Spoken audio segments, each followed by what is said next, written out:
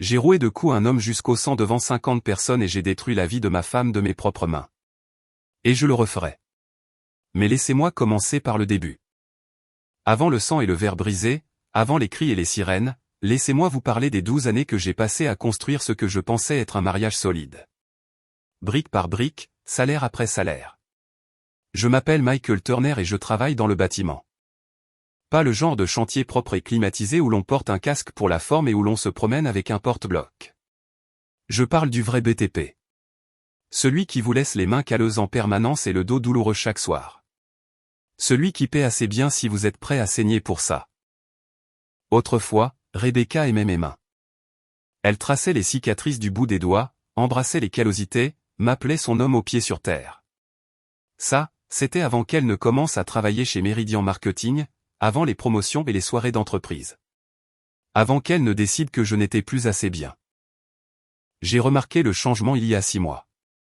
Subtil, au début.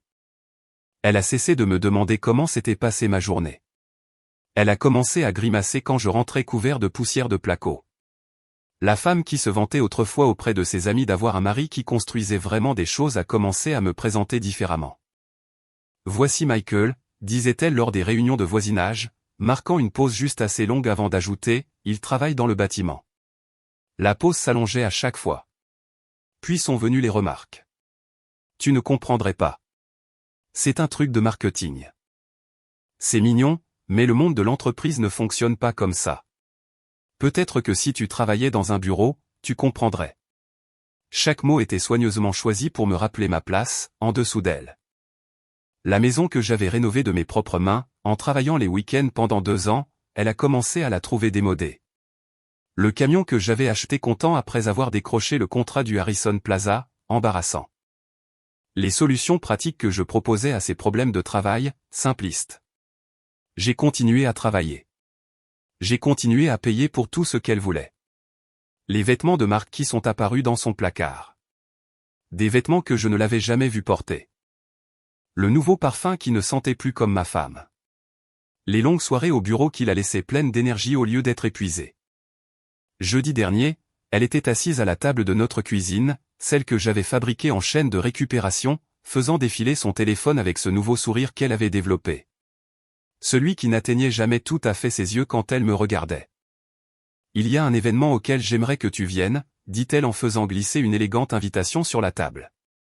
Des lettres dorées en relief sur un carton crème. Gala annuel de Meridian Marketing. Tu devrais venir. Il est temps que tout le monde rencontre mon mari comme il se doit. La façon dont elle a dit, comme il se doit, a fait se serrer ma mâchoire. Comme si j'étais un chien qu'elle avait enfin assez bien dressé pour le montrer en public. Tenue de soirée ? Ai-je demandé en lisant les détails. Elle a ri. Pas avec moi, mais de moi. Ne t'inquiète pas. On t'en louera un. Quelque chose de convenable. Convenable.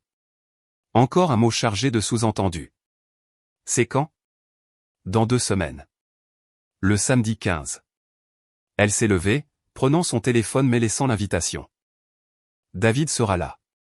Tu sais, mon patron dont je t'ai parlé. Il meurt d'envie de te rencontrer. Il dit qu'il veut connaître l'homme derrière la femme. David Ashford. Elle le mentionnait de plus en plus dernièrement. David pense ceci. David dit cela. David est si perspicace sur les tendances du marché. David qui lui a envoyé des fleurs pour la clôture du compte Morrison. Des fleurs qu'elle avait cachées dans son bureau à la maison. J'y serai, ai-je dit. Parfait. Elle m'a embrassé sur le front comme si j'étais un enfant qui avait accepté de bien se comporter. Ce sera bon pour nous, Michael. Tu verras. Alors qu'elle s'éloignait, son téléphone a vibré. Elle a souri à l'écran, un vrai sourire cette fois, et a tapé rapidement avant de disparaître à l'étage. L'invitation reposait sur ma table faite à la main comme une déclaration de guerre. Je savais que cette invitation était une arme pointée sur mon cœur. Je ne savais tout simplement pas qu'elle prévoyait d'appuyer sur la détente devant un public. Le smoking de location était suspendu dans le placard de notre chambre comme une camisole de force attendant sa victime. Rebecca l'avait choisi elle-même, insistant pour m'accompagner au magasin, s'assurant qu'il était convenable pour son monde. Elle avait d'ailleurs utilisé ce mot 3 fois pendant l'essayage. Mais je ne pensais pas au smoking ce mardi soir-là, quand je l'ai entendu rire dans la salle de bain. Elle avait verrouillé la porte, une chose qu'elle avait commencé à faire récemment, et sa voix passait à travers le vieux cadre en bois que je n'avais jamais pris le temps de remplacer. « Fais-moi confiance, David, ce sera parfait. » Sa voix était légère, enjouée d'une manière qu'elle n'avait plus eue avec moi depuis des mois. Je vais le parader comme la blague de col bleu qu'il est, et alors tout le monde comprendra pourquoi je fais un changement. Ma main s'est figée sur la poignée de la porte de la chambre que j'allais ouvrir. Non, non, il ne fera pas de scène. Michael est trop simple pour ça. Il me remerciera probablement de l'avoir inclus. Elle a ri de nouveau, et le son était comme du verre qu'on broie. Il est temps d'arrêter de prétendre que ce mariage a un avenir. Je me suis éloigné de la porte, mes bottes de travail silencieuses sur la moquette qu'elle avait insisté pour que nous ayons. Mes mains, celles qui avaient construit notre terrasse, réparé notre toit, rénové toute notre maison, se sont serrées en poing. David Ashford, bien sûr. La semaine suivante, je suis devenu quelqu'un que je ne reconnaissais pas. Je vérifiais son téléphone quand elle se douchait. Je fouillais sa voiture quand elle allait faire son jogging. Je jouais le mari dévoué et ignorant tout en rassemblant des preuves comme si je montais un dossier. Les reçus ont été faciles à trouver une fois que j'ai commencé à chercher. Le Bernardin, 400 $ pour un déjeuner. Le bar de l'hôtel Saint-Régis, 200 $ pour des verres. Toujours pendant les heures de travail, toujours sur notre carte de crédit commune. Elle n'essayait même pas de le cacher. C'est dire le peu de considération qu'elle avait pour moi. Jeudi après-midi, j'ai quitté le travail plus tôt, disant à mon contremaître que j'avais un rendez-vous chez le dentiste. Au lieu de ça, je me suis assis dans mon camion devant Meridian Marketing et j'ai attendu. À 14 h, Rebecca est sortie avec David Ashford. Il était tout ce que je n'étais pas. Grand, mince, portant un costume qui coûtait probablement plus que ce que je gagnais en un mois. Sa main reposait sur le bas de son dos alors qu'il la guidait vers sa Mercedes. Je les ai suivis jusqu'à l'hôtel Carlyle, en centre-ville. Ils n'ont même pas atteint l'ascenseur que ses mains étaient dans ses cheveux, son rire résonnant dans le hall. Le portier a détourné le regard, embarrassé. Je suis resté assis dans mon camion pendant 3 heures jusqu'à ce qu'il ressorte, son maquillage fraîchement refait, sa cravate légèrement de travers. Ce soir-là, elle m'a parlé de sa longue réunion de stratégie, de combien il était épuisant d'être si précieuse pour l'entreprise. J'ai hoché la tête et lui ai demandé si elle voulait que je lui fasse couler un bain. Elle m'a embrassé sur la joue et m'a appelé « mon chou ». La pire découverte est venue vendredi. Je cherchais ma belle montre, celle que Rebecca m'avait achetée pour notre 10e anniversaire, quand je les ai trouvées dans la boîte à gants de sa voiture. Des lettres d'amour. De vraies lettres manuscrites de David, cachées sous les papiers d'assurance. Ma chère Rebecca, bientôt nous n'aurons plus à nous cacher. Après le gala, après que tout le monde aura vu ce que tu laisses derrière toi, nous pourrons enfin être ensemble comme il se doit. Tu mérites quelqu'un qui est à la hauteur de ton ambition, de ta sophistication. Pas quelqu'un qui se contente du travail manuel. La façon dont tu ris de sa vision simple du monde. Mon Dieu, tu es délicieuse quand tu es cruelle. La dernière était datée de 3 jours. Tout est arrangé pour le gala. D'ici la fin de la soirée, il sera trop humilié pour même se battre contre le divorce.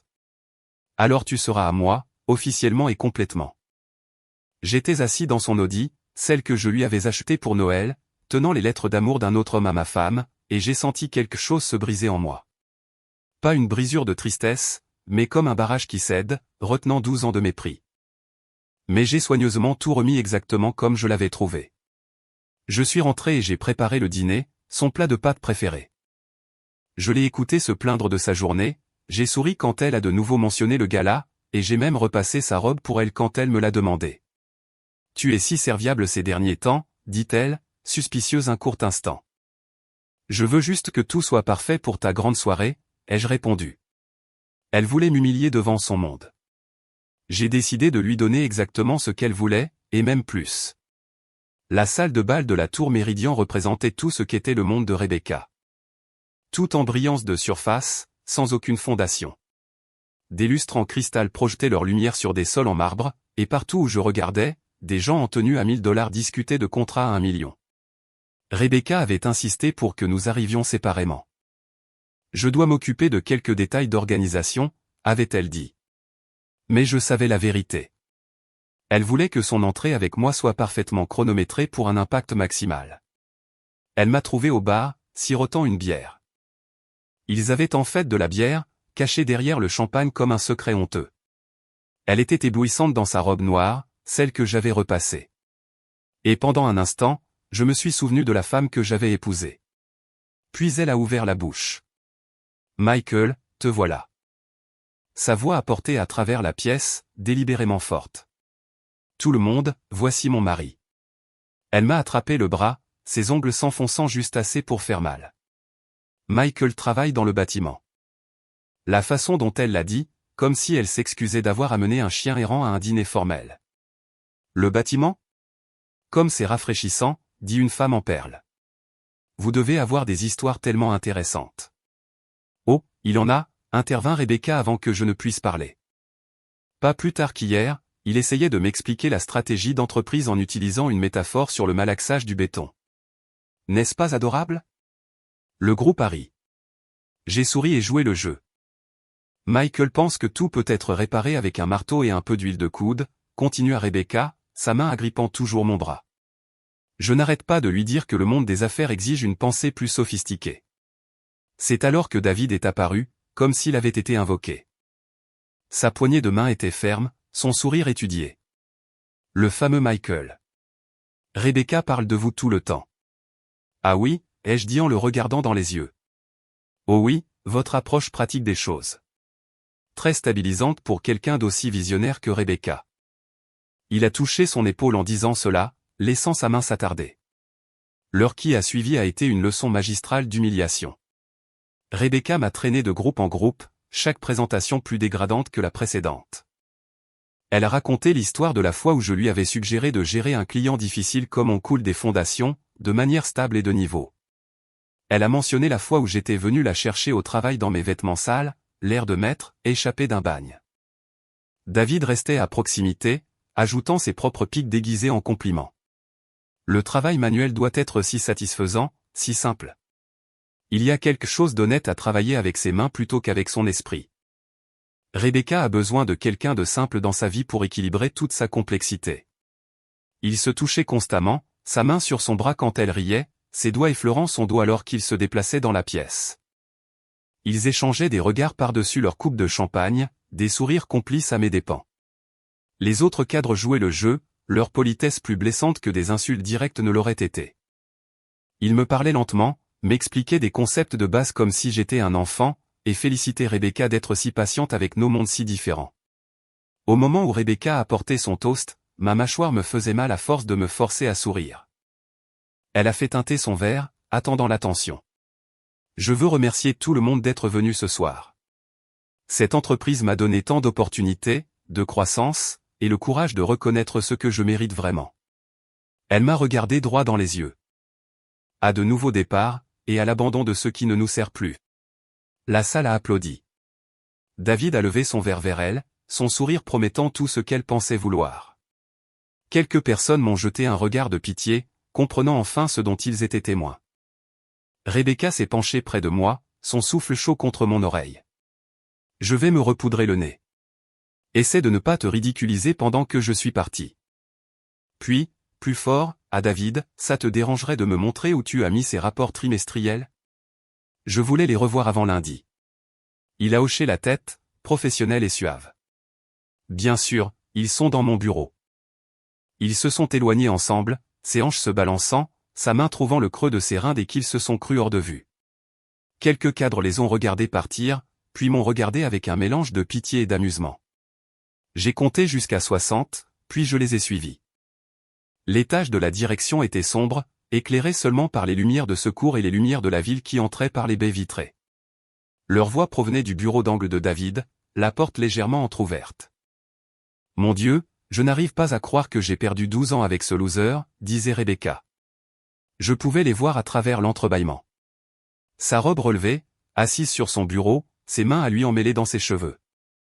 Il est si pathétique. Il pense vraiment que ce mariage signifiait quelque chose. David a ri, se pressant contre elle.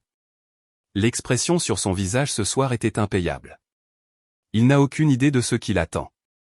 D'ici lundi, tu seras célibataire, et nous pourrons arrêter de nous cacher. Le simplet pense probablement que je suis en train de relire des rapports, gloussa Rebecca en enroulant ses jambes autour de lui. J'en avais assez entendu. Il était temps de leur montrer à tous les deux ce qui arrive quand on pousse un ouvrier du bâtiment trop loin. J'ai défoncé la porte d'un coup de pied si violent qu'elle a heurté le mur, laissant une marque dans le plâtre. Rebecca a poussé un cri strident, se dégageant du bureau, sa robe retombant. David a reculé en trébuchant, son visage passant de la surprise à la peur en une fraction de seconde. « Michael » commença Rebecca. Je ne l'ai pas laissé finir. Mon poing a percuté la mâchoire de David avant même qu'il ne puisse lever les mains. Le bruit était sourd, brutal. Rien à voir avec les films. Il s'est écrasé contre ses trophées de réussite, les envoyant valser sur le sol. « Michael, arrête » a hurlé Rebecca, mais j'étais au-delà de toute raison. Le deuxième coup a cassé le nez de David. J'ai senti l'os craquer sous mes phalanges, le sang giclant sur sa chemise blanche, éclaboussant la robe noire de Rebecca. Il a essayé de se protéger, levant ses mains manucurées, mais j'ai attrapé son costume à $2000 et j'ai enfoncé mon genou dans ses côtes. « S'il vous plaît » a supplié David, sa voix aiguë et désespérée. « S'il vous plaît, je suis désolé. » Désolé. Il était désolé, maintenant. Je l'ai projeté contre son bureau, le bureau où il avait mis ses mains sur ma femme. Son ordinateur s'est écrasé au sol. Des photos de famille ont volé en éclats. Il a essayé de ramper, laissant des empreintes de mains sanglantes sur sa moquette blanche, mais je l'ai attrapé par la cheville et l'ai ramené. « C'est ça que tu voulais » ai-je grondé, enfonçant ma chaussure de travail, celle à bout d'acier que Rebecca avait toujours détestée, dans ses côtes. Voir qui je suis vraiment ? David s'est recroquevillé en boule, sanglotant. Le sang coulait de son nez, de sa bouche, d'une coupure au-dessus de son œil. Son costume était ruiné, déchiré et taché. Cet homme qui avait qualifié mon travail de « simple » pleurait comme un enfant, implorant pitié. J'ai entendu des voix dans le couloir, des gens attirés par les cris de Rebecca. Parfait. Qu'ils voient tous. Tu vas le tuer, a hurlé Rebecca. Elle a essayé de me saisir le bras, mais je l'ai repoussé. 12 ans, ai-je dit, ponctuant chaque mot d'un autre coup de pied. 12 ans à me tuer à la tâche pour toi. L'embrasure de la porte s'est remplie de gens, des cadres en tenue de soirée, téléphones sortis, filmant tout. Ils ont eu un hoquet de surprise quand j'ai attrapé David par sa chemise ensanglantée et l'ai soulevé. Est-ce assez sophistiqué pour toi, ai-je demandé à Rebecca, puis j'ai lâché David qui s'est effondré sur le sol, à moitié conscient et gémissant. Je me suis tourné vers ma femme. Elle se tenait là, sa robe de créateur éclaboussée du sang de son amant, son maquillage parfait coulant, sa coiffure soignée en désordre. Derrière moi, les cadres étaient silencieux, leur téléphone toujours en train d'enregistrer. « Tu voulais m'humilier » ai-je dit assez fort pour que tout le monde entende. Maintenant, tout le monde sait qui est la vraie salope ici. Le mot a frappé comme un coup physique. Rebecca a tressailli, sa main se portant à sa gorge. Des exclamations choquées ont parcouru la foule. Quelqu'un a murmuré « Oh mon Dieu !» J'ai attrapé une coupe de champagne sur une table d'appoint et je l'ai jetée aux pieds de Rebecca. Elle a explosé contre le sol, les éclats se mêlant au sang de David. « Fais tes valises » ai-je dit. C'est fini. Les papiers du divorce arrivent demain. La bouche de Rebecca s'est ouverte et fermée. Aucun son n'en est sorti. Derrière moi, David a gémi, essayant de s'asseoir et échouant. Quelqu'un dans la foule appelait le 911, la voix tremblante. Je me suis frayé un chemin à travers la foule de cadres, aucun d'eux ne croisant mon regard. Ils se sont écartés comme l'eau, leurs chaussures chères reculant devant mes bottes de travail. En passant, j'ai entendu les chuchotements commencer. C'est son mari. Elle le trompait avec David. Tu as vu ça ? Ce sera partout demain matin. La descente en ascenseur s'est faite en silence, à l'exception de la musique classique jouée doucement dans les haut-parleurs. Mes phalanges saignaient, le sang de David se mêlant au mien. Mon smoking de location était ruiné. Mais je ne m'étais jamais senti aussi moi-même. Dehors, les sirènes approchaient déjà. J'ai marché jusqu'à mon camion embarrassant, et je me suis éloigné de la tour Méridien. Dans le rétroviseur, je pouvais voir les lumières rouges et bleues arriver. J'ai quitté cette salle de bal la tête haute et mon mariage enterré.